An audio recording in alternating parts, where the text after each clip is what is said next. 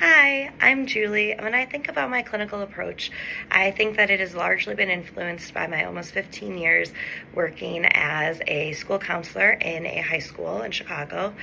In that time, I worked with students who were experiencing all sorts of things: anxiety, OCD, depression, school avoidance disorders, eating disorders, all of the sorts of things we see in those age ranges.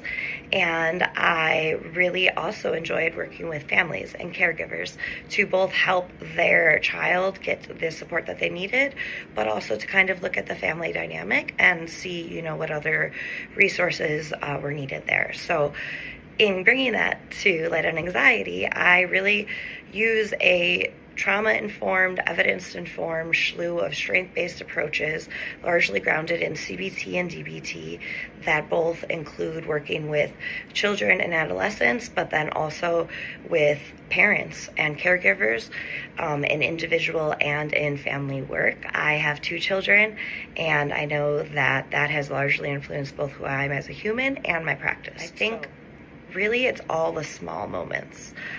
Recently I had a moment where I had been working with an adolescent and was getting a really good sense from her of kind of how some of her struggles with her anxiety and OCD tendencies were impacting her whole family. And there really was still a little bit of a wall with communicating that to the family and getting the support she needed at home.